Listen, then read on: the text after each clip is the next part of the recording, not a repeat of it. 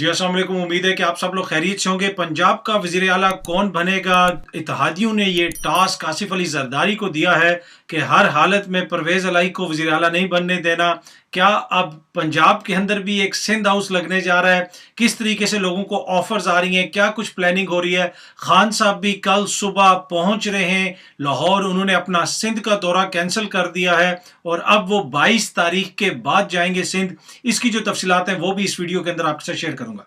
आपको पता है कि इस वक्त पंजाब के वज़ीर आला का इंतखाब होना है और ये बड़ा इंपॉर्टेंट इंतखाब है। परवेज़ इलाही साहब ऑलमोस्ट श्योर हैं कि वो बन जाएंगे, क्योंकि उनके जो हमायती हैं पाकिस्तान तहरीक इंसाफ और उनकी अपनी जमात के लोग, उनकी वाज़ेह अक्सरियत है। लेकिन दूसरी जानिब आज जो हुकूमती इजलास हुआ है, आज जो हुकूमती इत्तेहाद ने मिल बैठ के फैसले किए हैं, उसमें यह फैसला किया गया है कि आसिफ अली जरदारी अब चीज़ों को लीड करेंगे लाहौर के अंदर और हर मुमकिन ये कोशिश की जाएगी कि किसी भी सूरत में परवेज़ इलाही को वज़ीर आला ना बनने दिया जाए। इसमें चौधरी शुजात हुसैन की मदद लेने की भी कोशिश की जा रही है।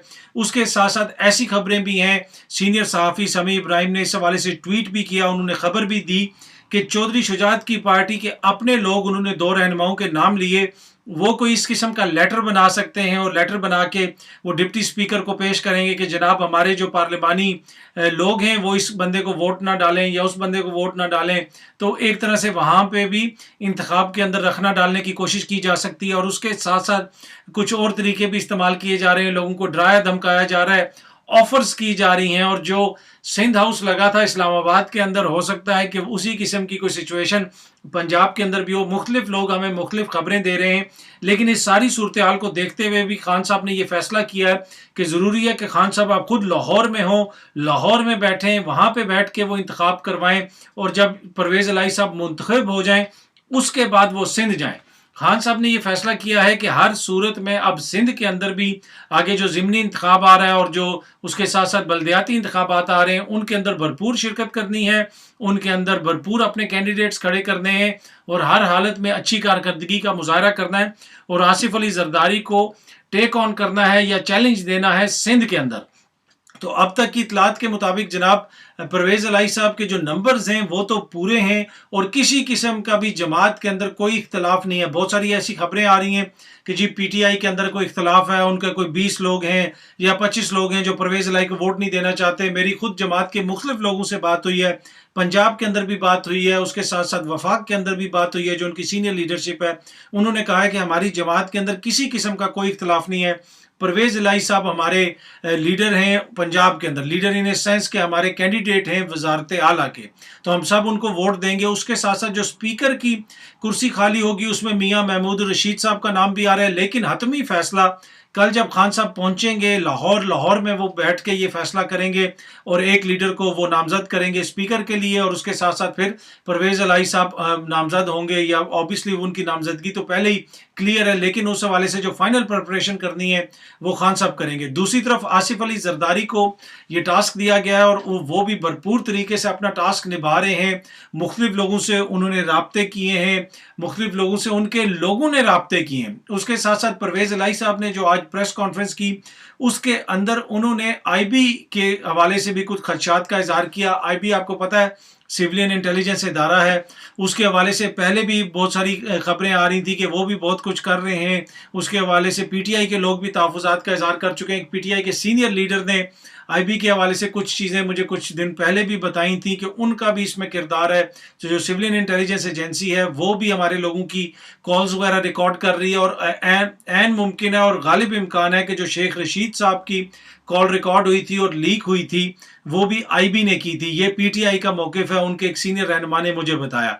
अब परवेज़ इलाही साहब ने भी आईबी को कहा है कि जनाब आप इन चीज़ों से बाहर रहें, लोगों को तंग ना करें। और बुनियादी तौर पे हो रहा यह है कि जितनी भी इस हुकूमत के पास स्टेट मशीनरी है, जितनी ताकत है, वो सबको यूज़ करके किसी ना किसी तरीके से वो हमज़ा को वज़ीर आला बनाना चाहते हैं। क्यों बनाना चाहते हैं?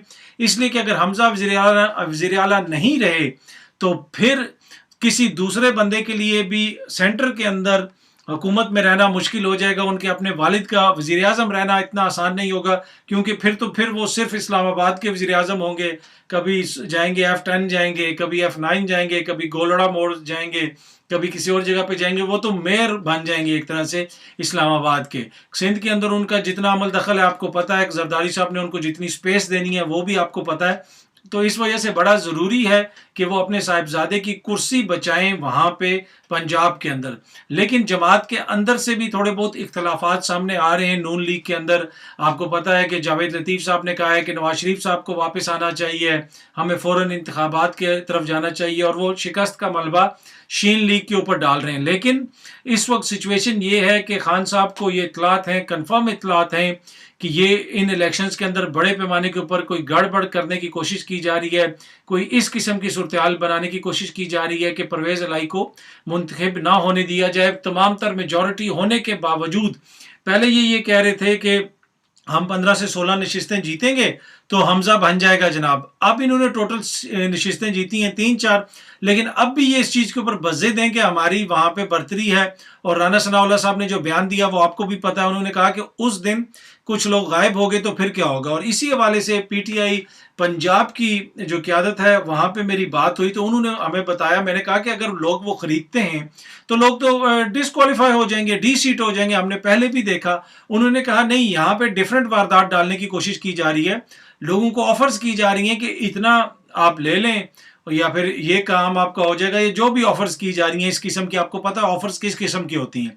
तो आप उस दिन गायब हो जाएं, आप कोई बीमार हो जाए, किसी का एक्सीडेंट हो जाए, किसी को वो कोई और मसला हो जाए तो आप गायब हो जाएं। जिस तरह राना साहब ने भी कहा ना कि अगर उस दिन 5-6 लोग वहाँ पे नहीं आए, अगर वो मिसिंग हुए तो क्या होगा।